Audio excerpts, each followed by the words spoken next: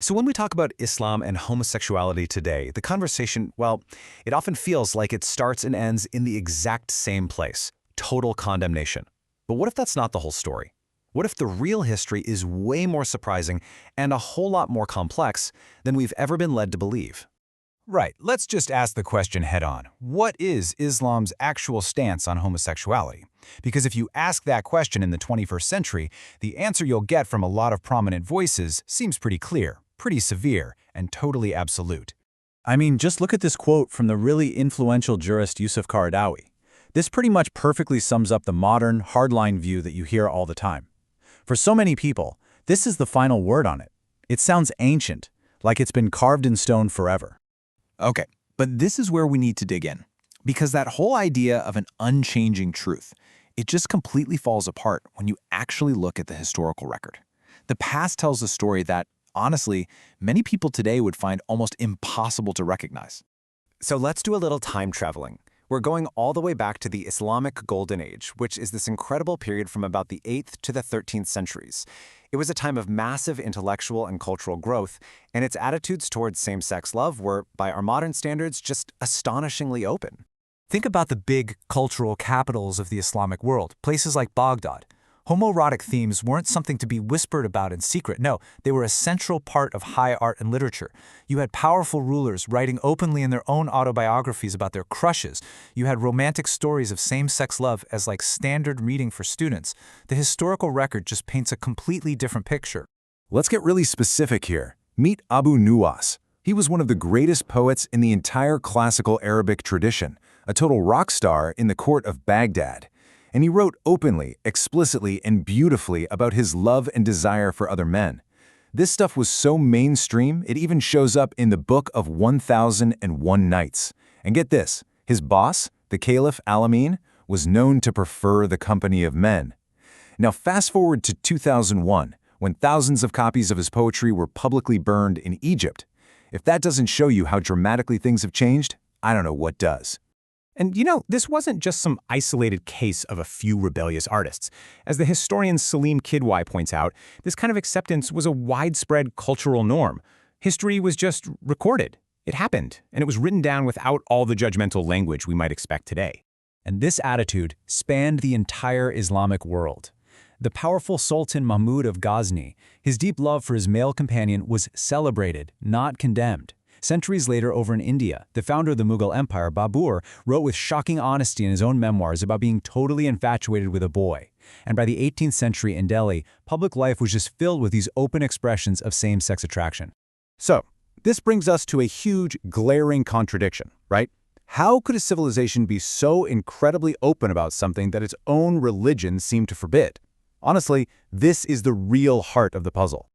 I mean, it's the question you're probably asking yourself right now. If Islamic law condemns homosexuality, how in the world could you have caliphs and poets and sultans being so public about it? Well, the answer comes down to a really crucial distinction they made back then that we've pretty much completely forgotten today. Okay, so here's the distinction. The Holy Law, or Shari, specifically prohibited a physical act, liwat, which is sodomy. But the culture? The culture celebrated something else entirely, ishq. And ishq is this idea of deep, passionate, often spiritual love. So you see the difference? The law was focused on a very specific forbidden act, while the culture was totally fine with the open expression of love and desire, which was all over poetry and art. And this just brilliantly illustrates a key historical idea, anachronism. We're trying to slap our modern labels onto the past, and it just doesn't work. The idea of a homosexual as a fixed personal identity, that's a pretty modern Western invention. Back then, they just didn't categorize people that way. They saw a difference between feelings and specific illegal acts. You could write a beautiful poem about your love for a man without anyone thinking you were a criminal. Now, this cultural space was really made possible because the scripture itself had some ambiguity. While the Quran tells the story of Lot's people, which is often the go-to story to condemn homosexuality, it actually doesn't lay out a specific worldly punishment for the act. The Hadith, which are collections of the Prophet Muhammad's sayings, are often a lot harsher. This gap created a real debate among legal scholars, which, in practice, kind of allowed society to look the other way, especially if any acts were kept private. And this is fascinating. Some modern scholars are even re-examining that foundational story of Lot. They're focusing on a single but critical Arabic word, bao. So in the Quran, Lot asks his people if they approach men with desire. The very next word is bal, which basically works as a negation, meaning something like no, instead, or on the contrary. So, when Lot asks, "Are you guys driven by desire?" the Quran's answer, because of that word bal, is effectively no. The text goes on to say, "No, instead, you are a people who transgress." This whole reinterpretation argues that the real sin of Lot's people wasn't desire or love at all, it was something else: violent inhospitality, xenophobia, and the attempted rape of foreign visitors. It was a crime of power and aggression, not consensual affection.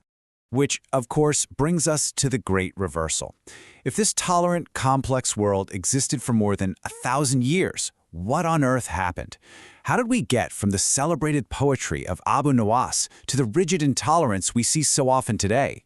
This timeline really just lays it all out. After the Golden Age, this tolerance pretty much continued. I mean, as late as 1858, the Ottoman Empire, the seat of the Caliphate, the political and religious head of the Muslim community, formally decriminalized homosexual acts. The huge shift really happens in the late 19th and 20th centuries, when two powerful new forces show up on the scene. The first force was European colonialism. Colonial powers brought their rigid Victorian sexual morals with them and, really importantly, their legal codes. Britain's 1860 anti-sodomy law in India is a perfect example of a law that they just exported all over the world. Suddenly, homosexuality was framed as a sign of Eastern decadence. And the second force? The rise of modern fundamentalist movements, like Salafism and Wahhabism. They absorbed this new colonial-era homophobia and, in a really massive historical irony, started teaching it as an ancient and authentic Islamic tradition, while actively erasing the rich history we've just been talking about. So what we're left with is a censored history and a modern reality that feels totally disconnected from its own past.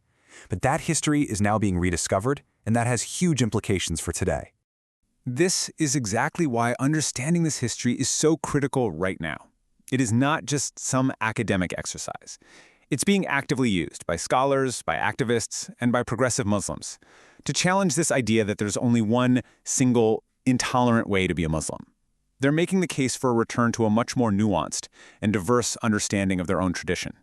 Which leaves us with one final question to chew on. The historical record is crystal clear. For centuries, the Islamic world was far more comfortable with same-sex love than the modern West was. But now that this past is being unearthed, can a forgotten history actually change the future? That's definitely something worth thinking about.